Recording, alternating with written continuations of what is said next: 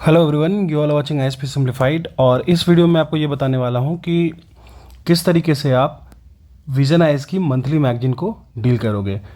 Deal करने का ये मतलब हुआ, मेरे कहने का ये सिंपल सा वैल्यू है कि अगर आप चाहो तो पूरी की पूरी मैगजीन को आप कंडेंस्ड कर सकते हो। कंडेंस्ड करने का मेरा कहने का ये मतलब हुआ कि आप उसको सेग्रीगेट कर सकते हो प्रीलिम्स प्लस मेंस के काउंटर रेंज में। किस तरीके से करना है ये हम लोग समझते हैं। बेसिकली ये है ना कि वो जो बुक है, मंथली मैगजीन की जो बुक आती है, जब आप उसको पढ़ोगे ना तो आपको ये पता चलेगा कि वो बुक जो है ना वो सिर्फ और सिर्फ प्रीलिम्स के लिए नहीं है, वो मेंस के लिए भी है। इंडिया की के लेवल की स्टैंडर्ड लेवल की एग्जाम जैसे यूपीएससी हो गया या फिर किसी भी स्टेट का पीसीएस हो गया, उसके लिए वो बुक आपको प्रीलिम्स में भी साथ में मेंस में भी हेल्प करेगा। बुक्स की सबसे अच्छी जो खासियत ये है कि उस बुक में आपको स्टैटिक पोर्शन भी इनबिल्ट मिलता है, साथ में ही उसकी जो बेसिक हिस्टोरिकल बैकड्रॉप्स हैं वो भी मिल जाते हैं साथ साथ में। तो उस पर कुछ अलग से एफर्ट लगाने की ज़रूरत नहीं होती है आपको।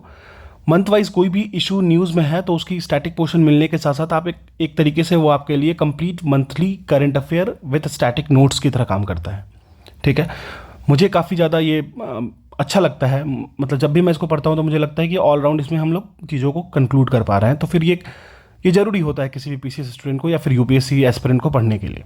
ठीक है, तो चलिए स्टार्ट करते हैं। देखिए, ये जो मैगजीन है ना, ये अभी मैं जो लिया हूँ वो आपको अगस्त का, ठीक है, अगस्त 2023 का 23 वाली पार्ट है, जिसमें मैंने कल और आज मिलके इसमें पॉलिटी वाले सेगमेंट को, फिर आईआर वाले सेगमेंट को, फिर एनवायरनमेंट वाले सेगमेंट को मैंने इसको फिनिश किया है। ठीक है, देखिए मैं आपको एक चीज़ बताता हूँ कि सबसे पहली चीज़ तो ये समझना है आपको कि क्या पढ़ना है क्या नहीं पढ़ना है। ठीक है, और इस बुक में जो स्ट्रक्चर होते हैं उसमें दोनों आपको प्रीलिम्स प्लस मेंस के फॉर्म में मिल जाएगा। फिर अगर देखिए, लोग कहते हैं ना कि अगर मंथली मैगजीन को पढ़ते हैं हम तो उसको रिवाइज किस तरीके से करेंगे। तो देखो, रिवाइज इस तरीके से करेंगे। सबसे पहला पॉलिटी का फर्स्ट सेगमेंट देख लीजिए। एक टॉपिक था रिफॉर्मिंग इंडियाज क्रिमिनल लॉज। ठीक है, जो सीआरपीसी और आईपीसी का जो क्रिमिनल लॉज था उसमें जो अमेंडमेंट होने वाली बात हो रही है, रिफॉर्म की बात हो रही है, उसके बारे में बात करते हैं। ठीक है, किस तरीके से 3 बिल को लाया गया लोकसभा में जो रिप्लेस करेगा एग्जिस्टिंग क्रिमिनल लॉज को इंडिया में।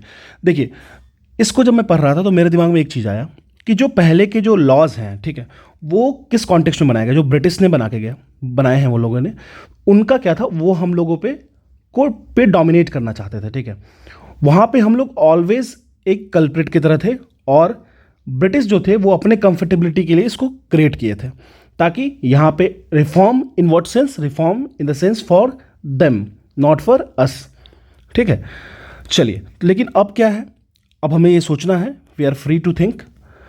अब हम लोग को ये सोचना है कि एक ऐसी रिफॉर्म बने जहाँ पे जो जो बेसिक जिनके लिए वो रिफॉर्म्स लाए जा रहे हैं उनके राइट्स की भी बातें हों। ठीक है, तो जो आप देखिए यहाँ पे क्या हुआ, मैंने इस पेज पे आया, फर्स्ट चीज़ हुआ कि किस तरीके से गवर्नमेंट लोकसभा में जो एग्जिस्टिंग क्रिमिनल लॉज हैं उसको रिप्लेस किया जा रहा है। न्यूज़ में क्या है, ये 3 बिल किस चीज़ को इंक्लूड करेगा, भारतीय न्याय संहिता 2023 रिप्लेस करेगा आईपीसी 1860 को। अगर आप यहाँ पे आप एक चीज़ ध्यान रखो, ये 3 चीज़ जो रिप्लेस करने वाला इसको आपको रखना है याद फॉर प्रीलिम्स। किस तरीके से, Bharatiya Nyaya Sanhita 2023 will replace Indian penal code IPC 1860। अब देखिए, यहाँ से एक फैक्ट आपको ये याद रखना है कि 1860s के वक्त में आईपीसी को इंट्रोड्यूस किया गया था। ठीक है, तो यहाँ पे आप एक चीज़ और याद रख सकते हो, 1860 के वक्त कौन से हमारे गवर्नर जनरल थे, 1857 के बाद देख लो तो वाइसराय कौन थे। ठीक है, तो आप इस तरीके से ध्यान रख सकते हो। फिर भारतीय नागरिक सुरक्षा संहिता 2023 ये रिप्लेस करेगा सीआरपीसी को, कोड ऑफ क्रिमिनल प्रोसीड्योर 1973 को। हालांकि ये 1973 में तो स्टार्ट हुआ था, लेकिन इससे पहले भी इसकी स्ट्रक्चर को फॉर्मलाइज किया गया था। फिर भारतीय साक्ष्य बिल 2023 जो कि रिप्लेस करेगा इंडियन एविडेंस एक्ट 1872 को। क्लियर है, तो आपको ये तीनों को याद रखना होगा फॉर प्रीलिम्स पर्पस अच्छे तरीके से। अब नीड्स क्या है, ये सब मेंस का पार्ट हो गया, तो आप आराम से पहले किस तरीके से ये बेनिफिट कर रहा है, जैसे टाइमली जस्टिस डिलीवरी कर रहा है, कन्विक्शन रेट्स को इंक्रीज करेगा, फिर आपको evolution of the criminal justice system के लिए बेनिफिशियल होगा, कॉलोनियल लीगेसी को इरेज करेगा। ठीक है, तो आपको ये फैक्ट जो मैंने बताया उस फैक्ट पे बस जाके मेंशन कर देना है प्रीलिम्स और आगे बढ़ जाना है, ज़्यादा कुछ नहीं करना है, एक रीड देना है और आगे बढ़ जाना है। ठीक है, इसी तरीके से मैंने इंडिविजुअली भारतीय न्याय संहिता आईपीसी को किस तरीके से रिप्लेस करेगा उसमें देखो। अब यहाँ पे आया पार्ट, सबसे पहले 1834 की बात हो रही है। पहले इंडियन फर्स्ट लॉ कमीशन को कंस्टिट्यूट किया गया था, किसकी चेयरमैनशिप में, लॉर्ड थॉमस बैबिंगटन मैकले, सबको पता है, लॉ कमीशन की बात हो तो मैकले थे, ठीक है, सबको पता है। तो यहाँ से भी एक, अब देखिए हर लोगों को ये चीज़ अगर इन्फॉर्मेशन याद नहीं है तो ये भी प्रीलिम्स का पार्ट हो गया। तो यहाँ पे आप इस तरीके से मार्क करके प्रीलिम्स लिख सकते हो, ठीक है। तो इससे क्या होगा ना, जब एग्जाम में आप पढ़ोगे, एग्जाम के वक्त जाओगे, तो वहाँ पे क्या करोगे, सिर्फ और सिर्फ इस पार्ट में से प्रीलिम्स के टाइम में सिर्फ इसको रिवाइज करोगे और आगे बढ़ोगे। पहले आपका काम क्या होगा, पहले आपको ये तीनों का नाम याद रखना होगा, किसको कौन रिप्लेस कर रहा है, आईपीसी कब आया, सीआरपीसी कब इंट्रोड्यूस किया गया, इंडियन एविडेंस एक्ट कब इंट्रोड्यूस किया और कौन किसको रिप्लेस कर रहा है। इतना ध्यान रख लिए, आपके एग्जाम में कंफर्टेबिलिटी लेवल आपकी बढ़ जाएगी, ठीक है। चलिए उसके बाद आप देखिए, इसी तरीके से यूएपीए की का चर्चा आया इसमें, मैंने उसको देखा, अनलॉफुल जो प्रिवेंशन एक्ट होता है, ठीक है। फिर यहाँ से कुछ वैसा मुझे मिला नहीं तो मैं इसको आगे एक्सक्लूड कर दिया, ठीक है। अब देखिए बाकी मेंस का जो पार्ट होगा उसको तो आप इस तरीके से रख सकते हो। अब देखिए जो इंडियन एविडेंस बिल है वो कब आया था, आपको ये डेट भी ध्यान रखना है, तो डेट को थोड़ा सा ध्यान रखना है। मेंस के लिए आपको दो चीज़ यहाँ पे आप मेंशन कर सकते हो, जैसे सब्सटेंटिव लॉ क्या होता है, प्रोसीड्यूरल लॉ क्या होता है, इसके बीच के डिफरेंस को अगर आप समझ लोगे अच्छे से तो काफ़ी फायदा हो जाएगा। तो यहाँ पे आप मेंस लिख के राउंड ऑफ कर सकते हो, ठीक है। इसी तरीके से अब देखो एक आर्टिकल आया चीफ इलेक्शन कमिश्नर और अदर इलेक्शन कमिश्नर का अपॉइंटमेंट कंडीशंस एंड सर्विस के लिए जो इशू चल रहा है, ये एक बिल इंट्रोड्यूस किया गया था, ठीक है। इस बिल को इंट्रोड्यूस किया गया था chief election commissioner and other election commissioner के appointment condition and service of terms of office को राज्यसभा में, ठीक है। अब देखिए इसमें क्या क्या था, सबसे पहले एक बात समझिए कि पहले क्या था अभी क्या हो रहा है, ठीक है। तो यहाँ मैंने एक प्रीलिम्स पॉइंट ऑफ व्यू से पी मेंशन किया है, क्योंकि यहाँ पे आर्टिकल 324 जो इलेक्शन कमीशन कंसिस्ट करता है किस किस सेगमेंट को, सीईसी चीफ इलेक्शन कमीशन, जैसे कि उसके मेंबर्स होते हैं ईसीज को, ठीक है, और कौन डिसाइड करेगा उनको, ये लिखा हुआ है। तो यहाँ से आप आर्टिकल 324 को याद रखोगे for prelims point of view, आपको कुछ नहीं करना है, ठीक है। आपको बस यहाँ पे प्रीलिम्स मार्क्ड है, आप आकर के प्रीलिम्स के टाइम में इसको देख लेना, या फिर जब भी आप इसको रिवाइज करते हो तो उसको यही देख के आगे बढ़ जाना है, क्योंकि फैक्चुअल इन्फॉर्मेशन आपको रखना पड़ेगा। फिर आप आगे बढ़े, ठीक है। अब देख रहे हो supreme court in Anoop Barnwal versus union of India judgment declared that the president shall make appointment of CEC and EC on the advice of committee consisting of the, कौन कौन सा था committee, prime minister, leader of opposition, LOP, CJI, ठीक है। अब देखो ये CJI पे इशू आ रहा है, तो पहले का स्ट्रक्चर ये था, ये भी प्रीलिम्स में काम आएगा आपको, ठीक है, प्लस आपको मेंस में भी काम आएगा, ठीक है। अब जो नया बिल आया ना उसको यहाँ पे आपको क्या है, क्या इंट्रोड्यूस होने की बात हो रही है, तो पीएम रहेंगे as a chairperson, leader of opposition तो रहेंगे लोकसभा में एज ए मेंबर, फिर एक रहेगा यूनियन कैबिनेट मिनिस्टर जो कि नॉमिनेट किया जाएगा प्राइम मिनिस्टर के द्वारा। यहाँ क्या हो रहा है, यहाँ पे ये हो रहा है कि सीजेआई को एक्सक्लूड करने की बात हो रही है। इससे क्या वो निकल के सामने आ रहा है कि जो रिक्रूटमेंट ट्रांसपेरेंसी होगी वो कम हो जाएगी, गवर्नमेंट डोमिनेट कर जाएगा यहाँ पे, ठीक है। तो ये चीज़ें आ रही हैं। तो मेंस में तो आपको तगड़ा कंटेंट मिल गया, प्रीलिम्स में क्या मिल जाएगा, अगर ये एक्ट बन जाता है तो यहाँ पे मिल जाएगा, इसके पूरी स्ट्रक्चर को आपको ध्यान रखना पड़ेगा, ठीक है। अब देखिए सर्च कमेटी जो बनती है इसके लिए, उसमें कितने मेंबर्स होते हैं, किस सेक्रेटरी, कैबिनेट सेक्रेटरी के लेवल के लोग होते हैं, किस तरीके से वो सिलेक्शन कमेटी को ध्यान रखेगी, ये आपको ध्यान रखना है। ये भी आपको प्रीलिम्स पॉइंट ऑफ व्यू से काम करेगा बहुत ही अच्छे तरीके से, ठीक है। अब देखिए टर्म्स ऑफ ऑफिस याद रखिएगा, 6 year from the date on ही, ये सारा का सारा क्या हो रहा है, प्रीलिम्स के लिए हो रहा है। प्रीलिम्स पॉइंट ऑफ व्यू से एकदम एग्जैक्ट क्वेश्चंस आपको मिल जाएंगे देखने को। तो इसी तरीके से आर्टिकल 324 क्या कह रहा है, और देखिए किस तरीके से नॉमिनेट किया जाता है, 2/3 support, that is 2/3 present plus voting special majority से। तो ये सारी चीज़ें आपको कंडीशंस ध्यान रखनी पड़ेगी। तो यहाँ पे आपको प्रीलिम्स प्लस मेंस, खासकर प्रीलिम्स ज़्यादा ओरिएंटेड हो गया तो इस चीज़ को ध्यान रखिएगा, ठीक है। अब देखिए क्या क्या कंसर्न्स हैं, ये तो मेंस पॉइंट ऑफ व्यू से हो जाएगा, और किस जो सुप्रीम कोर्ट का जजमेंट है इसको ओवरराइड करने की बात हो रही है, Anoop Barnwal versus union of India case, इस बात को भी आपको ध्यान रखना पड़ेगा, ठीक है। इसी तरीके से वे अहेड, ठीक है, जैसे रिमूवल ऑफ इलेक्शन कमीशन आ गया, आर्टिकल 324 क्लॉज 5, तो इसको आप प्रीलिम्स की तरह मार्क कर सकते हो, और इसको एक बार रीड करोगे, बस 1 रीड करोगे, वो काफ़ी होगा for mains point of view, ठीक है। और मेंस के टाइम में आप इसको फिर से रीड कर सकते हो। तो इस तरीके से क्या होगा, मेरे पास एक नोट्स है जो कि प्रीलिम्स और मेंस दोनों में काम आ रहा है।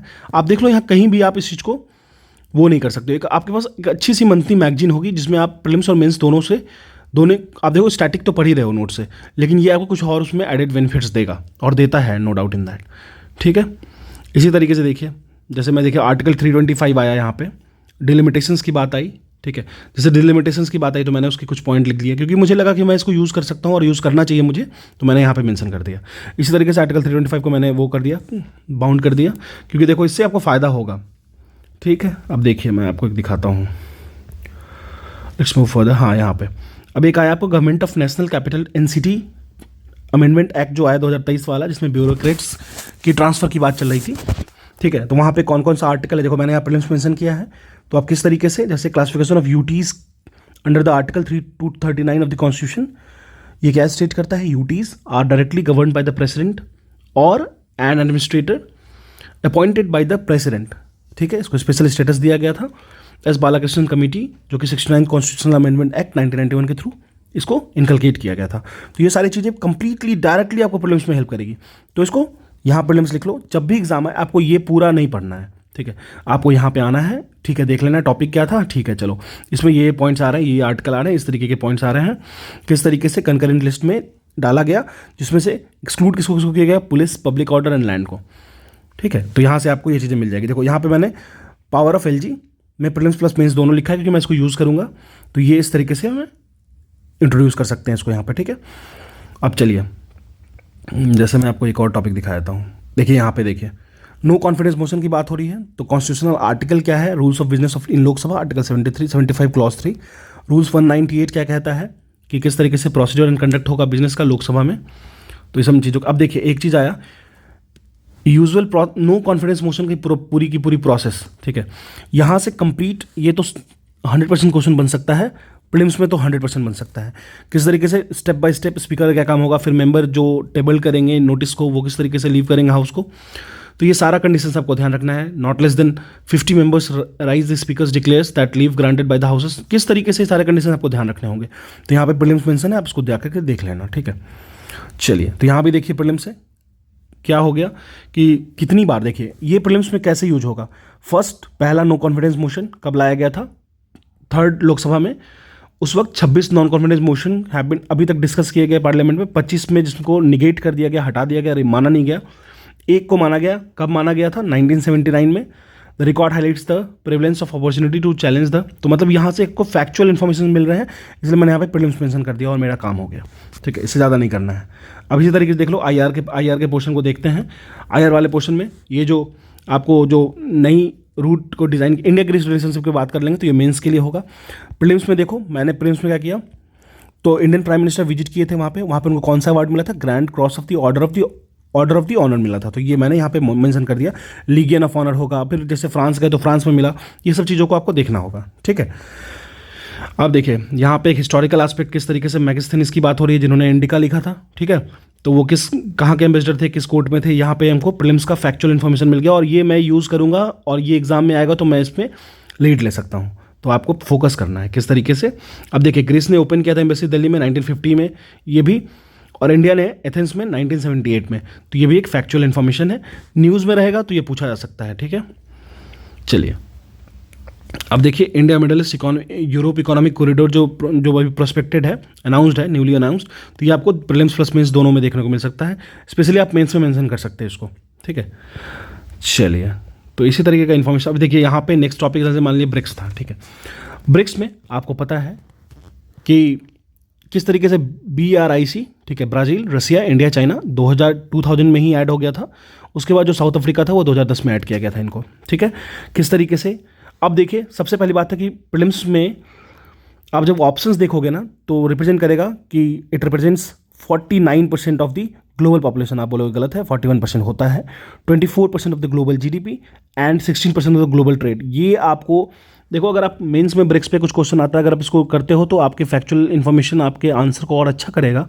लेकिन अगर आप प्रीलिम्स में लिखते हो तो ये इससे क्वेश्चंस फ्रेम आउट होते हैं। ठीक है, फ्रेम, अभी मैं कुछ दिन पहले BPSC की क्वेश्चन देख रहा था, BPSC का 69 जो प्रीलिम्स हुआ है उसमें G20 पे आया था, और G20 में दे रखा है कितने % GDP क्या क्या, ये देखो इसी से फ्रेम किया था क्वेश्चन। तो आप यहाँ से आराम से कर सकते हो। ठीक है, मेंबर तो Brazil, Russia, India, China and South Africa, ये सबको पता है, लेकिन भी पूछ सकता है। ठीक है, अब कौन कौन से नए मेंबर्स इंट्रोड्यूस होने वाले हैं, जो कि जनवरी 1, 2024 से इनको इंक्लूड किया जाएगा। Argentina, Egypt, Ethiopia, Iran, Saudi Arabia and UAE। ये हाँ से 100% क्वेश्चन आपको प्रीलिम्स में बनता है। ठीक है, फिर बाकी तो फिर मेंस का टर्म हो जाता है, किस तरीके से फुलफिल होगा, किस तरीके से वो अपने एक्सपेंशन कर रहा है तो अपने रियल फिगर को लूज़ कर सकता है, ठीक है। इसी तरीके से कैसे ग्लोबल ऑयल प्रोड्यूसर्स जो आपस में मिल रहे हैं, जैसे सुएज कैनाल क्या हो रहा है, स्ट्रेट ऑफ हॉर्मुज क्या क्या बेनिफिट कर रहा है, बाब अल मंदाब स्ट्रेट क्या फ़ायदा करेगा G20 में, मतलब ब्रिक्स के मेंबर्स को। तो ये सारी चीज़ें जैसे एक बार यहाँ पे डिस्कस हो गया ना, तो आप जा करके मैप पे इसको प्लॉट करके देख सकते हो, ठीक है। तो ये सारी चीज़ें हो गई। इसी तरीके से मालाबार एक्साइज की बात करें तो सबसे पहले मैं प्रीलिम्स की बात कर लेता हूँ, किस तरीके से क्वाड फॉर्मेशन हुआ। क्वाड 1 2007 में, क्वाड 2 2020 में, किस तरीके से इनकलकेशन हुआ है चीज़ों का, वन बेल्ट वन रोड का किस तरीके से ऑल्टरनेटिव है ये इंडिया के केस में, डिप ट्रैप डिप्लोमेसी को किस तरीके से कम करना है, चाइना को किस तरीके से रोकना है, ठीक है। तो ये सब चीज़ें यहाँ से निकल के आई, और जहाँ पे प्रीलिम्स था वहाँ मैंने प्रीलिम्स लिखा, जहाँ मेंस था वहाँ मेंस लिखा। अब मुझे रिटर्न आना होगा तो मुझे पता है मुझे क्या पढ़ना है, मुझे पता है कि मुझे कहाँ से घूमना है।